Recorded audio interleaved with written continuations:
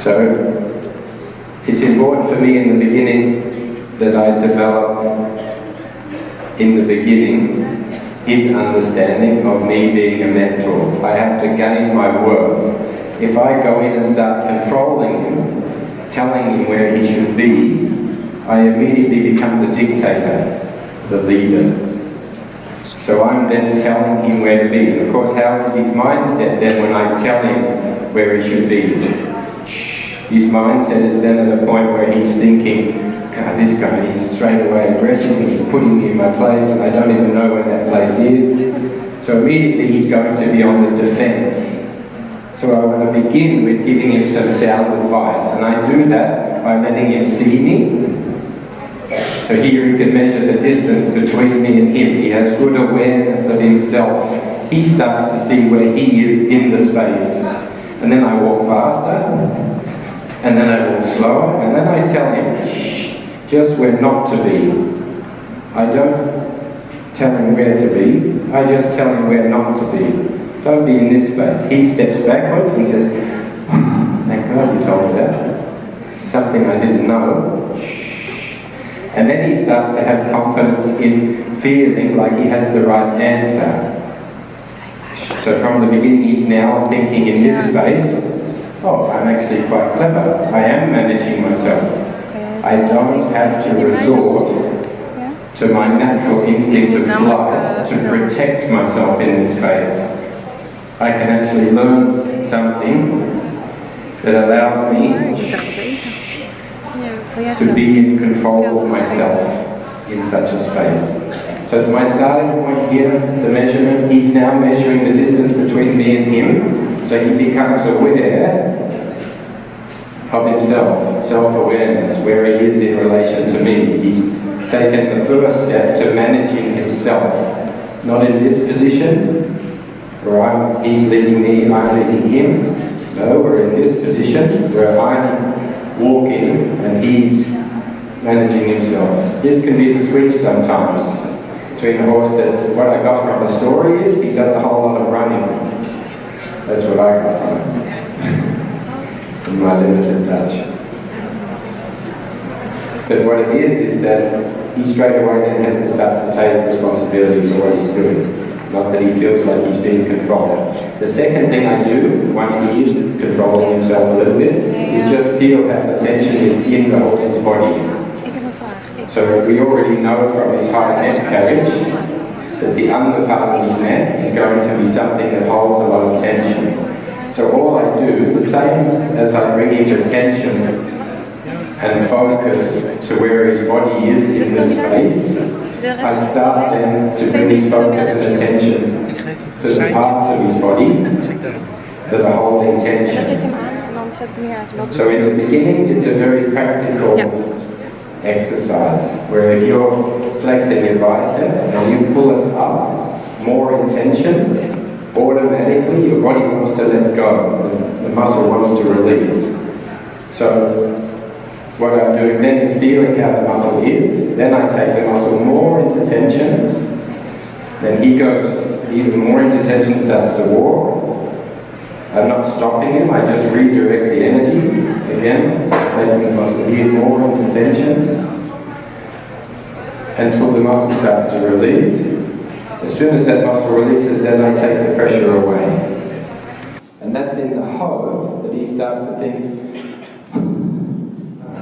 that feels a bit better. I didn't realise I was standing here like a concrete horse, standing with tension. And then after a while what happens is you don't need to manually do it anymore. You're just able to bring his focus and attention to the parts of the body that are holding tension. And that he starts to take responsibility for relieving that himself. So that after a while he has this self-management system of, oh, I'm getting tired, oh, I can make a good decision here in turning myself loose. So he learns how to self-manage and be aware of where the tension points are in his body. So it's not our job to make him loose when he is tight, it becomes his job. So then we go to the other tension point on the horses that are running a lot. This is a dog try at home position. This is get your kneecaps kicked out. So being in a position where you feel how the tension is in the body. So for the horses that, of course, are wanting to run a lot, they're in a tension movement pattern. So when you hold here, of course, he starts to move, he starts to run. His skin's shivering, getting tight. As soon as that skin starts to, that's where I'm touching you. You're really touching me there in front of all these people? How embarrassing. So that we bring his awareness here to these parts of the body that make him insecure. And some horses don't even realize that they're holding that tension here in the body. So I'm looking for this looseness in the skin. Of course, in the beginning when I'm holding tension, the skin's tight, it's shaking. I try to stay as best as I can until that skin starts to turn loose a little bit. Again, go back to this part of the body, get him to turn loose here, chewing, licking the lips, trying to get him to feel. Be aware, here you're holding tension. This is what it feels like when you're not holding tension.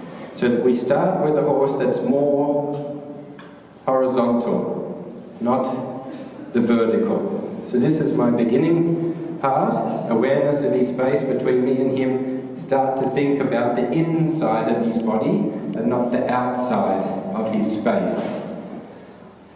When he thinks about the inside of his body, he can start to change it. He starts to learn, oh, this is what it feels like when I'm tense. Normally I just get tense and then my natural instinct says to start to run away. But now he has a new decision he can make. In that when he starts to feel the tension in his body, he can relax. And then I'm ready to start to get him to go through some exercises, some steps. This becomes the yoga. This is what everybody can do. If you have a horse with 4 legs and you have a mind, you can do this. So this is teaching him the when, how and why he should move. The when, how and why he should move at the moment is all confused. If he hears a loud noise, if he sees another horse, if he sees his reflection, if the weather changes, he thinks that that maybe is a cue to move. And we want to make it clear to him how he should move. And what I'm looking for is a connection in the body. You see the lack of balance here. He takes a quick step, a little bit step backwards, a little bit step together. What I'm looking for is that the left hind and the right front start to go together. There's good, there's not good, there's not good, there's better. Wait, again, body language, then the voice, there's good, there's good, and relax again. So a horse that's moving very quickly will also misinterpret the meaning of the aid, meaning that as soon as I go here, he's already moving. He's making tension and then movement. He's not making relaxation and then movement. And if you're in a pattern, loose, of relaxation, then movement, every step you take will help you to get more relaxed. So I also make him aware here of my space, and then you see small amounts of frustration, because it's difficult, because he has to focus on something new, and he's used to feeling control by being extroverted. I want to look there. If I don't look there, I can't control the situation. But I want to keep him thinking about looking the inside of his body. If you get a horse that is starting to push on you, I just keep the space of my body wide, so that if he has to run into that space by accident, then it's also on him. I don't want to be pushing him away here, telling him no, and then it becomes a nice game of, I want to bite you, and I say, no, you don't want to bite me. Good boy. Horses that are really mouthy, I then go into the mouth, like a horse that's really sensitive in the legs. I don't not touch the legs. If he wants to bite, I say, yeah, let's play that game. Let's put things really in the mouth. And he says, no, let's not do that. And again, it becomes his idea to not do the wrong thing. So this is the control of the back end. It doesn't have to be perfect in the beginning, he just has to get an idea. I just want to plant a seed into him learning how he should turn in his body and how that can bring him confidence. Now we have to rebalance the compass. If you imagine a horse's balance being like a compass, his is pointing north. We stop, he steps forward. You ask him to take a step back, he steps forward. You take a cup of coffee, he steps forward. You look in the mirror, he steps forward. So all of his balance, whenever he moves, is going forward. So to change that, when I simply ask him to move to the side from my right rein, this is the same as if you get on and riding. If I move him to the side, he has to be prepared to step behind through his body. At the moment, he steps to the side and turns his body inside out. So he's standing, and then he's stepping across and making this in the body. And I want to change him from this to step to the side and do this. Control of his posture. So when we ask him here to step to the side, I want that he takes the left front behind and across. Behind. And just start to see what happens to his body. So when he's stepping behind and across, here he steps forward, what happens? Starts to lose control, head goes up, energy goes up. When he steps behind and across, his energy starts to come down. So this simple step can change how he manages his body. When he walks in the stable to eat his hay, does he do this? Or does he say, hey, my hay's over there, hang on a minute, I'm just going to go over there and I don't want to drink now, I'm just going to go over here. So it's not for the training in the arena, it's for the self-management for the 23 hours he's not with you. Because even if you're the best trainer in the world, and you do all the exercises absolutely perfect for your horse, he's working in the tension gym and learning a bad posture, working on the negative things for the other 23 hours he's with you. Anyone that's had back pain or something ill feeling in the body will know that if you're in a bad pattern in your body and you go to a physio or the best chiropractor or the best acupuncturist in the world, you may leave there feeling like shit or you may leave there feeling amazing, but if you don't change what you're doing, the pattern in your body, how you're managing yourself, the pain comes back. The problems come back. And it's the same for the horse. So it's really important that we're paying attention to the horses taking responsibility, taking ownership, doing something in their body that gives them the power to be in control of themselves. So we move then to asking him the same thing, but from a different perspective. So all these exercises in the beginning, when a horse comes in training with me at home, a horse like this would maybe do 5 times a day. Might only be 5 minutes. But he has to learn to take ownership over the new pattern, the new thinking, the new awareness of his body. So it's not that I work in for an hour a day and then I leave him in the field and he can be in the bad, uncoordinated pattern. No, I take him 5 times a day, let him have a little break in between, that he starts to be immersed in his new self. This is also the most important thing for changing all the symptoms. The symptoms are, he's difficult to get on, he's horse shy, he's booted the pot plant, when he can't see the sound on the outside, he's crazy, he's scared of the shadows, he's scared of noise. Whatever the symptoms might be, It's because the foundation of self-management is not there. So it's not about, okay, we have a spooky horse, scared of other horses, let's get another horse in and solve the problem. It's like saying, okay, you're very bad at maths, so let's send you to an exam and see how you do. So, okay, I didn't give you the information, so you're going to fail. If I keep sending you to that exam, you're going to keep failing. So first we have to do a bit of the revision. And when a horse understands the most about himself from having a good mentor, not a dictator, not someone that can control you, not someone that says, it's all right boy, don't worry, you know nothing, the world is just going to be perfect for you.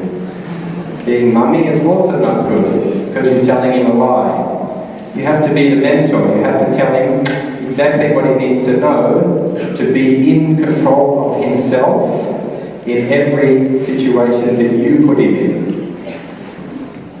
And I always ask myself, where does a horse learn to be a master of himself in the environments we put him in? If you think that a horse is born only knowing how to survive in nature, where does he learn this? Most horses learn to cope, which is ridiculous because the word cope and learning shouldn't be in the same sentence. Learning is an empowering process in which you gain knowledge. Coping is forced conditioning. You do it and do it, and you learn that you didn't die, so you just go along with it. But you don't become intelligent about how that process should be. So while I'm rambling on, we're teaching him here the same process of getting connection. So make sure, while I'm not jabbering on, that you stop seeing what's happening in his body here. He's now being asked here, through this pattern, to get connection left hind to right front. He wants to run forward a lot. So again, I'm focusing on him being backwards and away. He's able to make this shape. This posture is giving him a position of carrying himself in a way that's controlled. When he learns the shape in his body of a position of carrying, that gives him stability and control, that gives him... Everyone's asleep. That gives him confidence. I was just hoping for one person to yell out. The important thing of the way you do it is a horse that wants to run like him, don't take the whip away. Notice I keep contact here. I don't want him to run from the whip, just like I don't want him to run from the leg. I want him to follow this here. So he's following and not running away from it and not being totally numb to it. So you're seeing what's happening here. He goes through a little bit of exercise, his heart rate goes a little bit up, but overall his body language is getting like this.